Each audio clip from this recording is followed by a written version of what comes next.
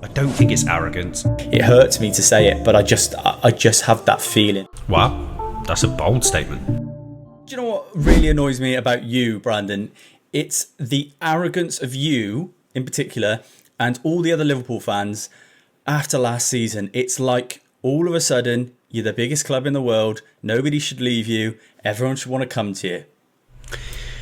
Arrogance is a very strong word, I think. I personally think if your football club that you support is having a good patch, you just need to ride with it. And winning the Premier League is no mean feat. Man City have done it God knows how many times, and they consider themselves to be the best team in the world, and everyone would not even bat an eyelid if they wanted their team to sign players. So as a Liverpool fan, we've never had a transfer window like this, and off the back of a title winning season, it is exciting. I don't think it's arrogance. I think it's just the fact that it's Liverpool. Everyone jumps on it as if it's arrogance.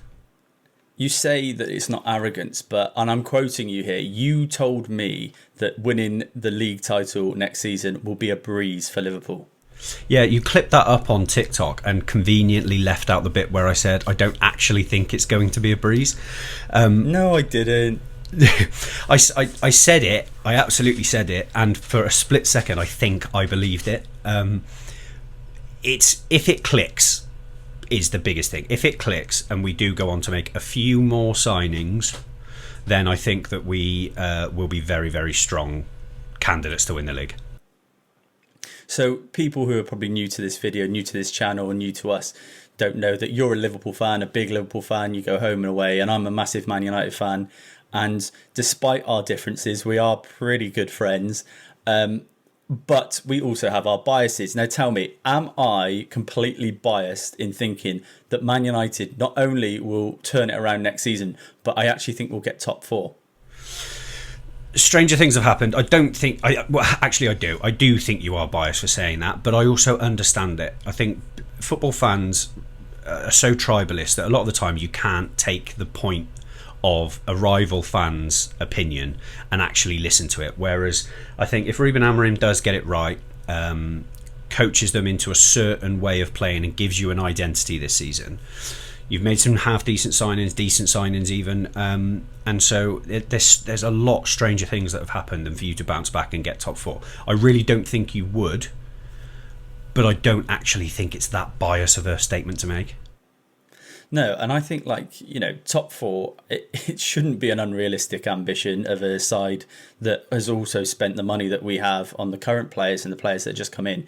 So, look, I admit openly that I'm probably a little bit overly positive with Man United. I give all the players a lot more chances than maybe I should. But when we have our debate, as a big Liverpool fan and me as a big United fan, I feel like we tend to come to terms with each other. We kind of level out. I know you've got a bit of bias, I've got a bit of bias, but I think we're all right, aren't we? I think so. I mean, the hatred when it gets to match days and things, it's definitely there. Like we have both on occasions nearly left group chats and things like that because of winding the other person up. But it's a balanced argument, and at the end of the day, I think we both agree that we are football fans first, and then our teams afterwards. We just love football.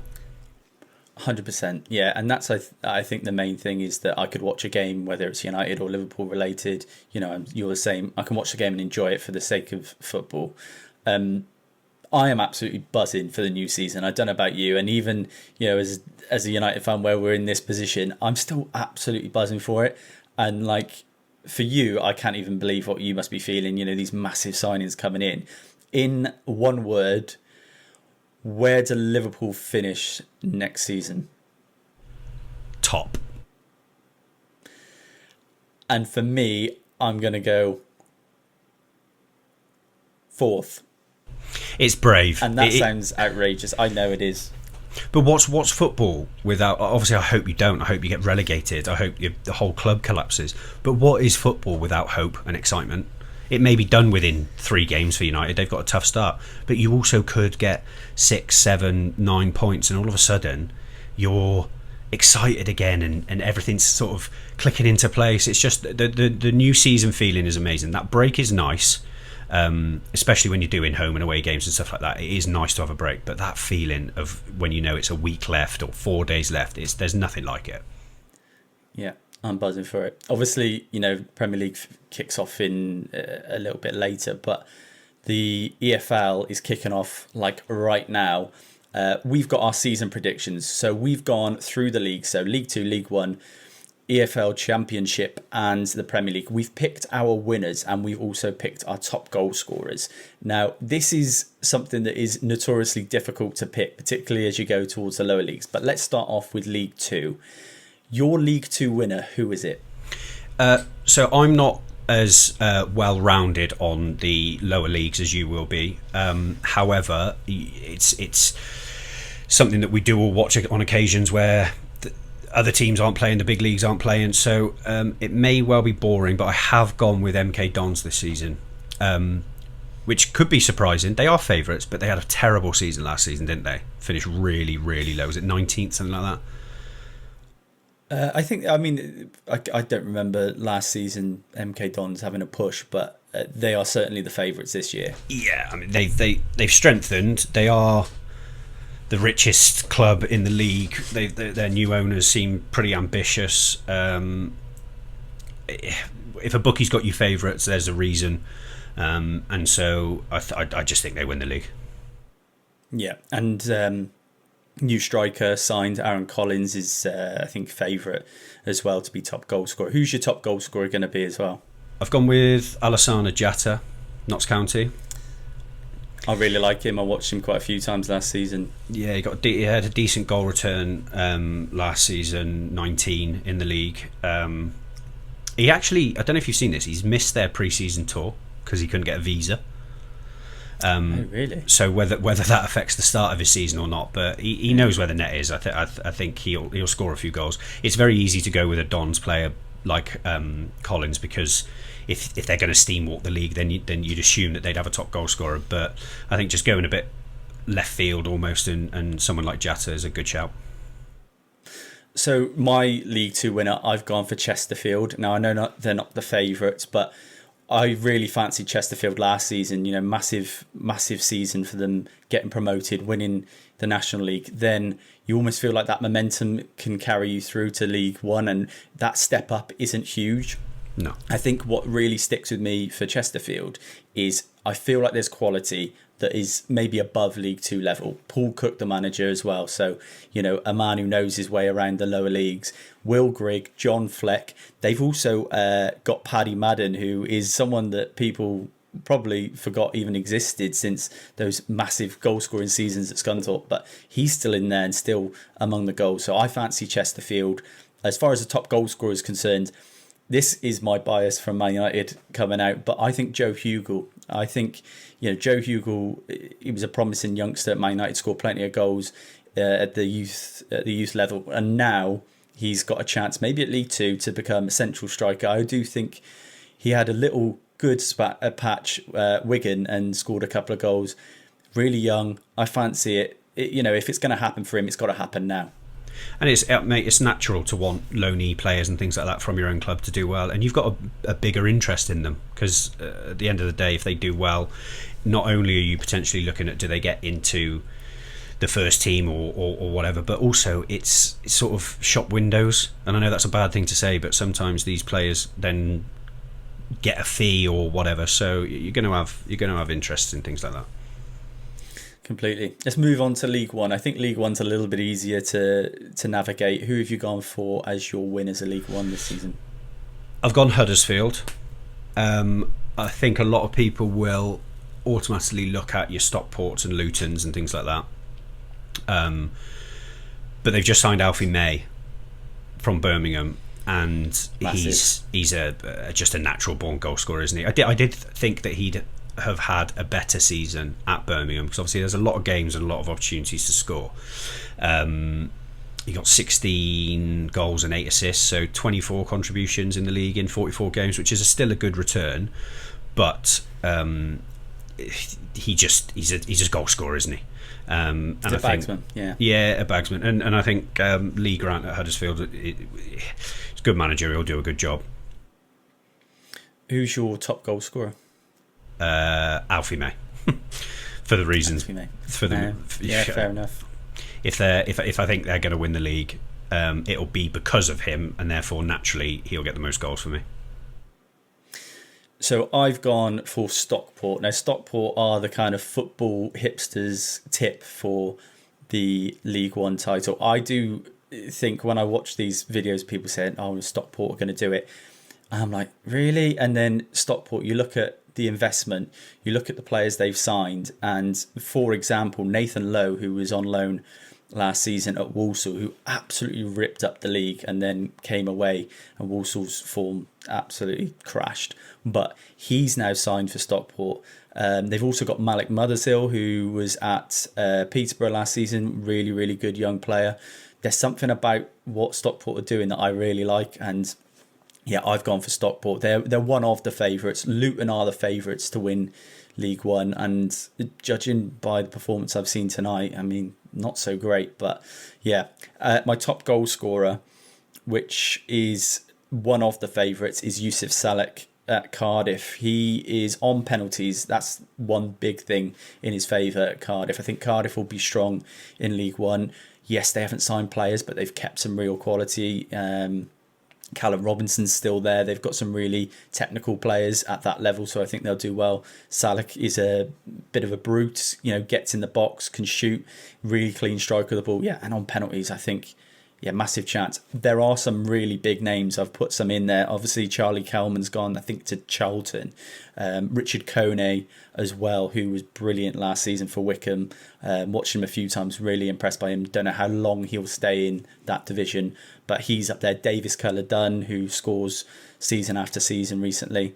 Some really, really good strikers, really clinical finishers at that level. So it'd be interesting to see who it is.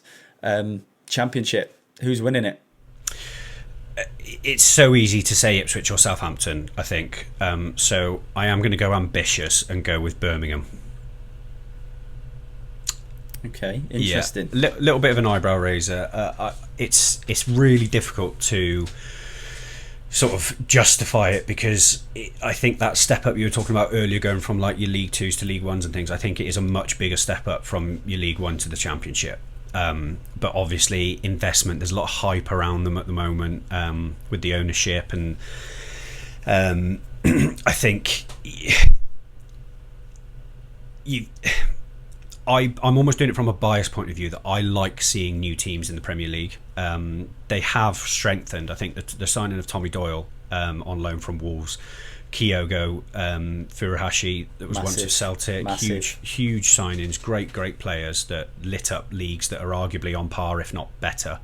And then having Jay Stansfield up top is a huge factor, and if he can cope at that level consistently, they may well be in with a chance of at least getting promoted. But I'd like to see them back in it. Obviously, it's a more local team for us, so I'm probably thinking less of a trip when Liverpool play them away, but it's they're for me, they're sort of like, they almost deserve, a city the size of Birmingham, they almost deserve to have a place in the Premier League for at least a couple of seasons. Yeah, and yeah, obviously Villa are there and West Brom have been up and down, but I think Birmingham is it's a big club in its own right. But yeah, I don't know whether I fully buy into the way that it's been doing. American owners, it's Tom Brady as well. Yeah, there was a lot of questions over their spending last season, but obviously they nailed it, because they just went, right, we're going to guarantee ourselves promotion, and obviously they won the league canter. But well, they get 100. Yeah, it'd be interesting to see how they are. 111 points. Yeah, exactly. Something like that. But I mean, everyone knew. Yeah, of course. Like you said, the spending, it's almost unfair, but we don't notice it at the lower divisions as much, because our focus is mainly on the big spenders in the Premier League a lot of the time. But they've got to where they are, and who's to say they can't go further? Who's your top goal scorer in the Championship this season? I think if Southampton go the way that we all kind of think they will, sort of that yo-yo style of coming back up, I think Cameron Archer will be a massive factor for them. He's obviously a favourite to be a top goal scorer. He's a good player.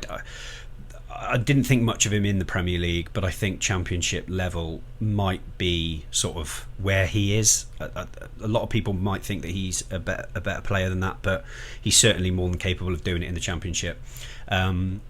So I am going to go him just to go against the grain of me saying the team that wins the league has the top goal scorer. I do think Jay Stansfield will score a lot of goals, but I'll pick Cameron Archer for this one. Yeah, not a bad shout at all. You mentioned Southampton. Southampton are my Championship winners this season. Will Still, obviously the biggest meme in football, Will Still, but he is their manager, and it will be interesting to see his tactics, his style as a manager in such a tough league. Not just that, he's got some real names at Southampton still. You know, you mentioned Cameron Archer. Cameron Archer's a really good player, but they've also got Ben Brereton Diaz. Adam Armstrong, we know, is notoriously lethal at that level. I do think, from Southampton's point of view, if they do keep the likes of Tyler Diblin, I think that would be massive. I just feel something about Southampton that they haven't lost any really great players. You know, Kyle Walker-Peters, I'm a big fan of, not there, but I think that squad is pretty solid and consistent. They know how to get out of this division, a lot of this squad. So, yeah, I fancy them. If I'm going top goal scorer, and I back this guy ever since he joined Coventry, Haji Wright for me is the top goal scorer this season. I think he is the best striker at that level. I don't know why it didn't happen for him last season. I think there was a little bit of injury, and Coventry maybe weren't the same side they were the season prior. But Haji Wright for me, you know, you're looking at someone who's an international player who plays for a big side, you know, in the US. So I see experience. I see someone who can do it at that level, but also maybe someone who's at the peak of his career who can just kick on a little bit. I'm a big fan of his. He's tall, he's quick, strong, can't get him off the ball, and he is a clean finisher. He's a Premier League player potentially, I think. Without sort of trying to wind you up, he did it. He put in a performance against United in the FA Cup, and you could see there that he was a good player, and so he can definitely do it. Yeah, I mean, you've gone Cameron Archer. He's the favourite. I also think it's worth keeping an eye out on the City youngster, Divin Mubama. I've looked at him before he actually graduated the academy. I've seen him for the under-21 scoring a lot of goals, scoring a lot of good goals as well. It's not often you get to see players, but during a video I was putting together, I'd seen, you know, a lot of clips from him. I watched a lot of highlights from him, and I think he's got potential. He is a real player. The Heskey brothers are there at City as well, but Divin Mubama, I think, is one for the future. I think has he joined Stoke? I'll be completely honest, mate. I'm not even sure who he is. So, Divin Mubama, I wouldn't expect anyone to know who he is because he's never. I don't know if he's even played a senior game, but he is a player with bags of quality at that level. Scored plenty of goals at youth level, and he'll get his chance at Stoke City this season. So we'll see. I think there's a big future for Divin Mubama. Anyone from that academy is likely to be a good player, aren't they? This is it. You get sick of it. I'm looking at City's academy, and when I was looking at City's academy, like I said, Regan Heskey looks something else. The Heskey sons, but they're brothers. That they look really good as well. So yeah, City have got a great history of academy graduates. Let's get on to the real one that everyone's waiting for, the Premier League. Who are your Premier League winners 2025-2026? I don't think you'll be surprised to hear me say that I think it'll be Liverpool. Okay. Can you just tell me why, not why Liverpool will win it, but why Liverpool might not win it? What could come up against them that could stop them from winning the title? I think you've almost poked the bear with the other sort of big 5 or 6 clubs, and there is something, no matter what anyone says, there is something about Liverpool winning a title that just ruffles feathers across the nation, and I think that other teams hate it. City will absolutely despise it, so there's sort of no hiding the fact that they have and want to strengthen. Chelsea have just won the Club World Cup and they look a decent side. Arsenal signing Gyökeres. I think it will have to be them being much better than last season, because I really do think that our signings will click. I mean, we're talking about top level professionals that we've signed. None of these sort of buy them at 19, 20 years old and develop them this season, which we've done in the past. It's more starting players from Europe's top leagues. Couple more signings potentially on the way, in a striker and a centre-back. Slot tactically blew us all away last season. His calmness, composure, the clear vision he has for the game during the game, which was a breath of fresh air for us. His own signings, he knows all about the Premier League. I think we will win it that way, but our downfall could be if the others step up a significant amount, and I think it will come down to those sort of big derby rival type games. Yeah, I can't argue too much on Liverpool because their activity in the transfer market this season has been so impressive. And if you see a player like Wirtz join for that fee, you kind of expect something to be guaranteed. The thing is, you got Ekitike as well, and I just wonder, these players that are joined for these high prices, if it doesn't click, do you then think it could cause a negative reaction towards the club? You know, you become this club like Man United have been, where you're almost the butt of the joke because you signed a player on a giant fee and it's not worked. Yeah, I mean, there's definitely an element of that. I think the slight difference with Liverpool and United's recruitment is that Michael Edwards is just very, very calculated. It's all data driven. It's all with a lot of due diligence. It's very rarely just a signing out of nowhere. And the players like the Darwin Núñez's and stuff, Klopp was advised against that by these guys, and still went for it. So yes, I agree that if it doesn't work, we are naturally going to have a lot of backlash with it, because you'd expect to perform at a massively high level with signings like that. I just think that it's a once in my lifetime transfer window so far, and so it would be way too early to start saying sort of, oh, they've blown it, you spent all this money and it didn't work. I think for us it's exciting, and also I think because of how clever and shrewd we are with money, it won't actually affect us that badly financially if it doesn't go well. I think we've got a bit of a buffer and a bit of leeway with our spending, clearly, because I mean, the reports to say that we've still got 200-300 million to spend this season and be comfortable. You can allow a little bit of loss on value of a player or whatever, but these players, they're assets. Ekitike is probably the biggest risk, but the other guys, you're still going to get decent fees for them if it doesn't work out. And I mean, we're looking at Núñez potentially going to Al Hilal. If that happens, the fee will be somewhere in the region of what we paid for him. And most people would say Darwin Núñez has been an absolute flop. I don't believe that, but if you can regain the money or similar to where we paid for him, then I mean, it's not bad business, is it? No, and I think Frimpong and Kirkes obviously signing for not giant fees, I think is very good business, and you're right about Ekitike. Who, for you, is the top goal scorer in the Premier League this season? Don't be boring. Alexander Isak. Okay, right. I'm going to tell you exactly why you are so wrong about that shout, but tell me why you think Alexander Isak's going to be the top goal scorer in the Premier League. I think he's a fantastic player. I think that he will have a point to prove either way this season. Keeping my mouth shut on it so I don't look too silly. But if it goes the way we're going, with that new front line and dynamism in that attacking area for Liverpool, then he's going to score goals. If he doesn't and he stays at Newcastle, he's going to have to put a shift in, because he's got some making up to do by the sounds of it. A lot of these fans have turned on him. And yeah, but if he signs for Liverpool, you know what happens, right?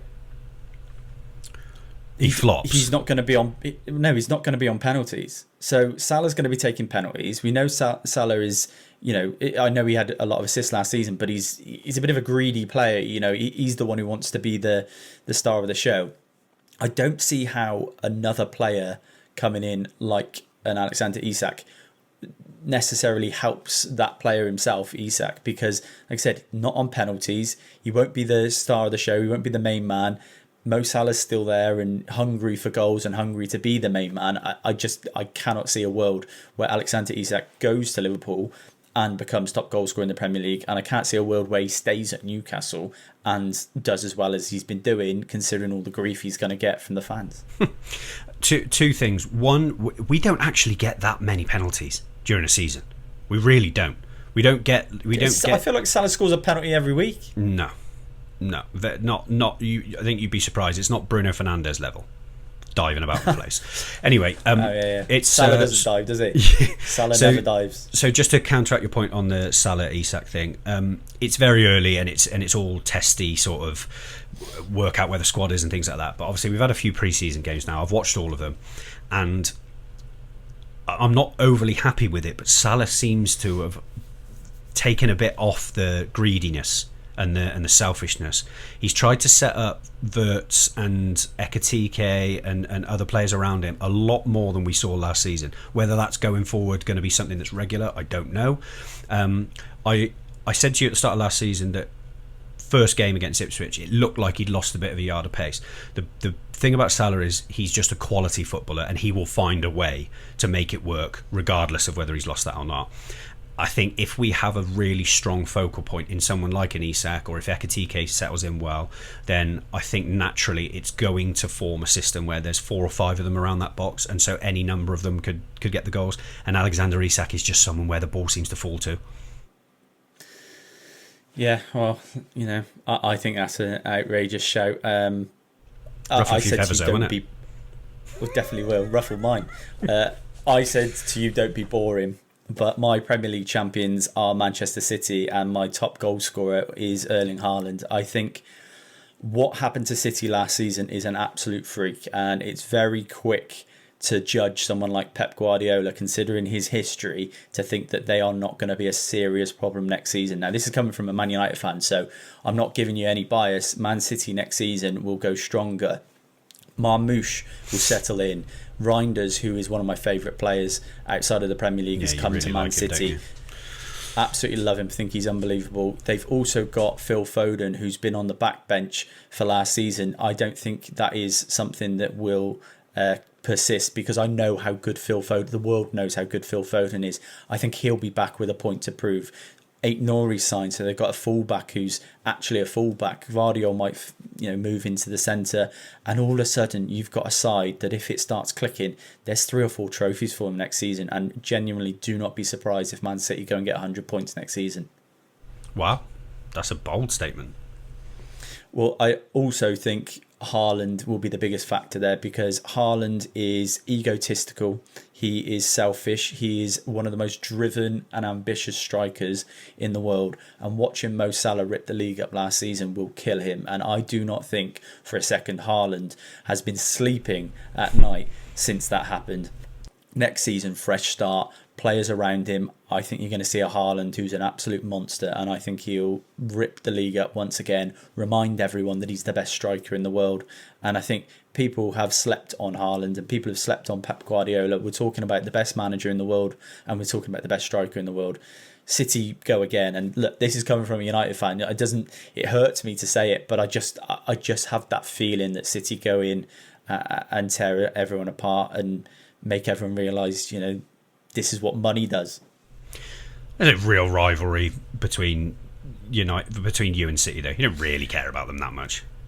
The thing is, with City, when they win stuff, it's almost like, I get to write that season off because it's another season where Liverpool didn't win something. Yeah. It's not ideal, but, it's the same as Chelsea. If Chelsea go and win the league this season, by the way, João Pedro, next season, have a look out for him. But I think if Chelsea go and win the league this season, or they win the Champions League, it's not ideal, but it's like, all right, you bought your way in the times that you could buy your way to league titles and everything. I don't really feel like the fan base is, that at our throats. The same as City fans. They're a bit quiet, but they're a bit smug. But it's the Liverpool fans and it's the Liverpool Football Club that I look out for. And, I wish you the very worst, mate. Yeah, right. Talking of players to watch out for, I mentioned João Pedro there. You've also, by the way, got Mo Salah's 4-1 to be top goal scorer next season, which I thought were huge odds to be top goal scorer next season, which I thought were huge odds. And then you've got Victor Gyökeres at Arsenal. If Gyökeres is on pens and he starts the season well, Arteta's hinted that it could be up for grabs, the penalty taker spot. Really? I think Gyökeres has got a really good shout. Yeah, I don't think Saka's set on the penalties. He said that they're going to have to figure it out amongst themselves. And if Gyökeres is that sort of player, that sort of mindset, he'll be wanting those penalties, and I think he'll make a point of it. So yeah, another one to watch out for. Obviously, Gyökeres being top goal scorer next season if he hits the ground running. Quick message to everyone who is new to the channel, and it's something that we've done, but just from you, for someone who loves football as much as you do, you cannot stand Fantasy Premier League. You do not do FPL. You hate it. And I can't understand why. However, for people like you, I devised a new game within FPL, and it's the most simplest game. All you have to do is pick a side and leave it for the whole season. I think this is a really good test of people's ball knowledge. I think it's something that you can use your Mystic Meg abilities. You can predict who you think is going to do really well. And it's a fine art picking this side. But Day One Fantasy Football is a league that I started last season. We got 186 of you over there. Final round of fixtures only resulted in 20 people sticking to the rules. And the rules are simple. You pick a side, you choose your captain, no transfers, no substitutions, you don't touch it for the whole season. You get to participate in FPL and follow your side without actually having to worry about deadlines and things like that. So I think it's a great method, and it's something that everyone can get involved in. So now is the time. If you haven't already created a side, or if you have created a side already, why not create another one that you leave for the whole season and join the league? The code for you is VAZQU4. The winner gets £100. Last season, the winner was Joe Constance. He was very smug about it when I gave him the £100. Congratulations, Joe. But I think you had a really good go at it last season, didn't you? I won our little personal league, and there was a point where I started to get a bit excited that I might win that overall one for goalposts and the big league as well. It's so much more relaxing just picking a team.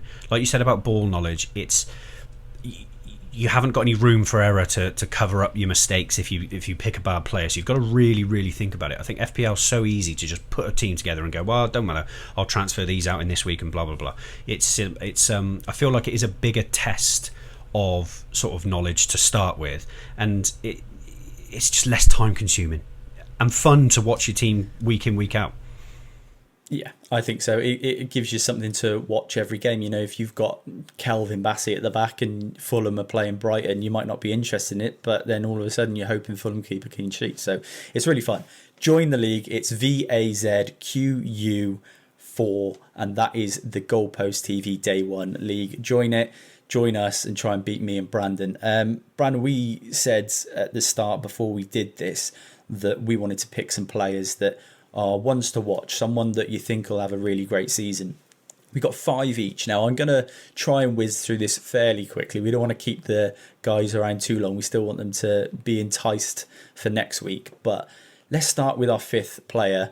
Mine is Matheus Cunha. Matheus Cunha, for me, was one of the best players in the league last season. He's joining Man United. He's got the personality of a player who should play for Manchester United or a big club. I think when you look at the goal contributions last season, 23 goal contributions in 36 games for a Wolves player is outrageous to start with. I think the biggest thing about him is his attitude, and I do think he'll be one to watch next season. If United click, he'll be at the heart of it. Who is your player to watch, number 5? So I've gone with more of a younger theme, sort of breakthrough potential players, and I've gone with Sayal Koumbedi from Lyon, the right back.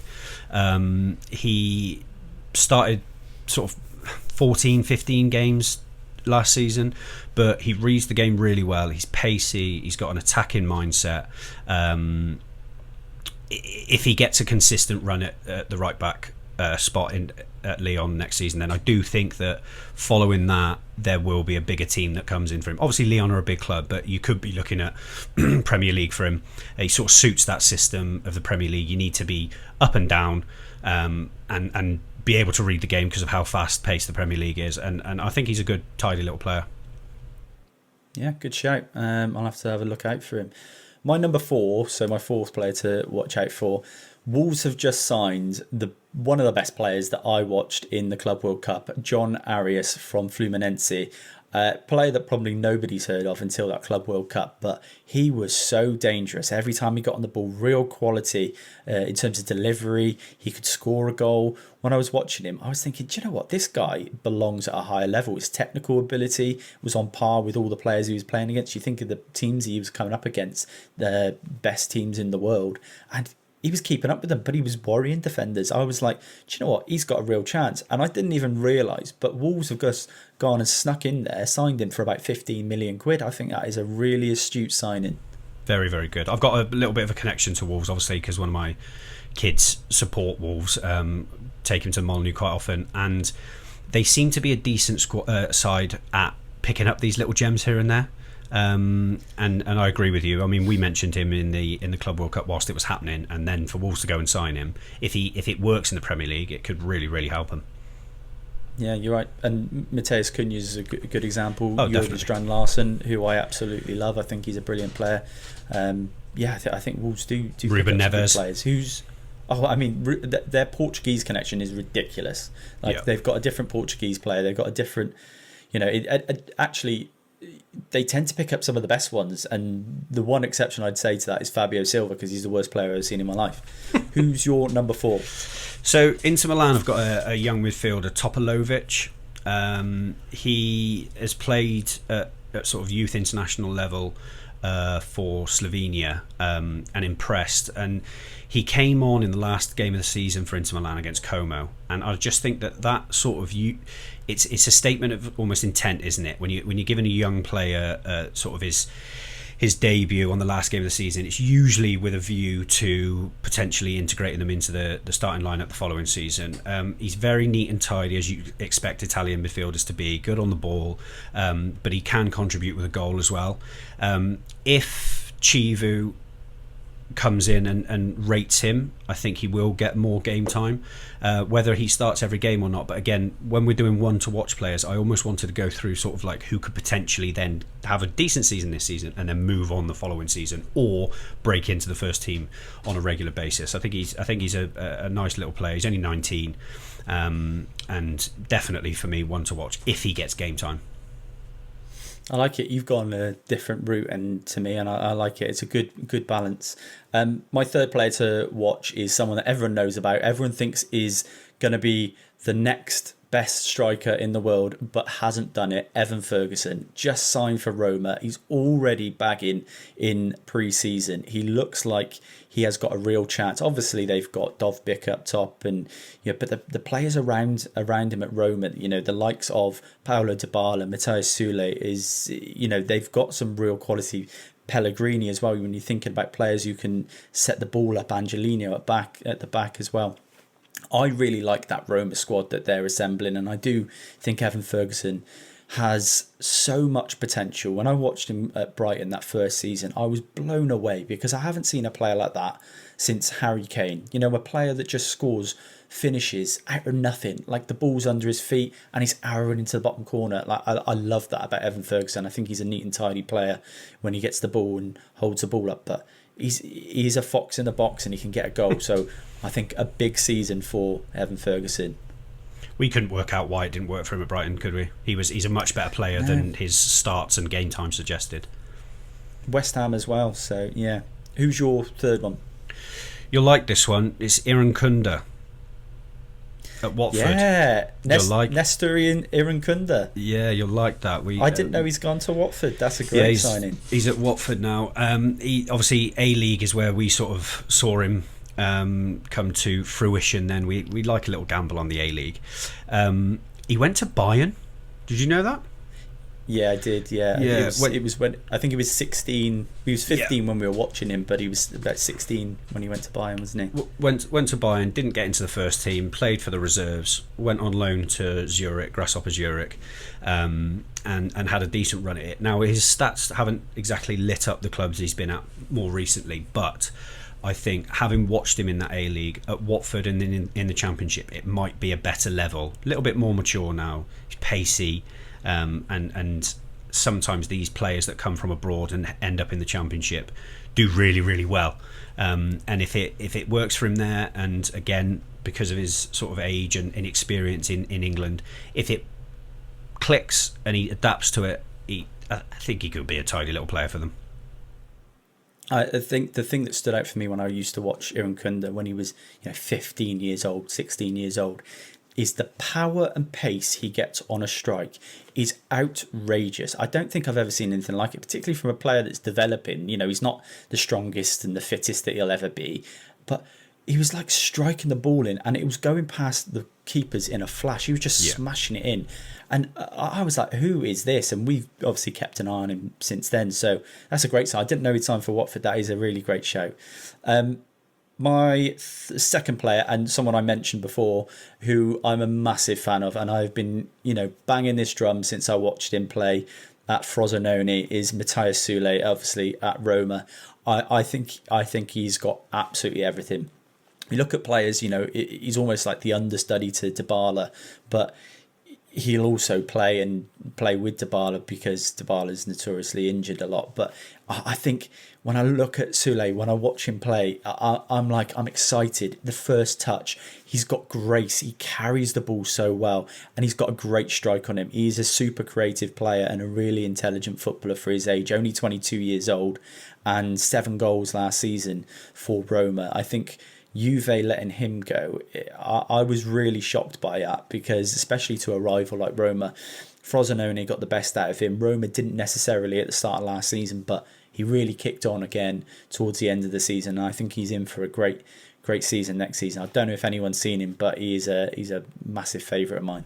He passes the eye test, doesn't he? It certainly does, yeah. Yeah. Who's your second one? We got 2 left, yeah? Yeah, we got 2.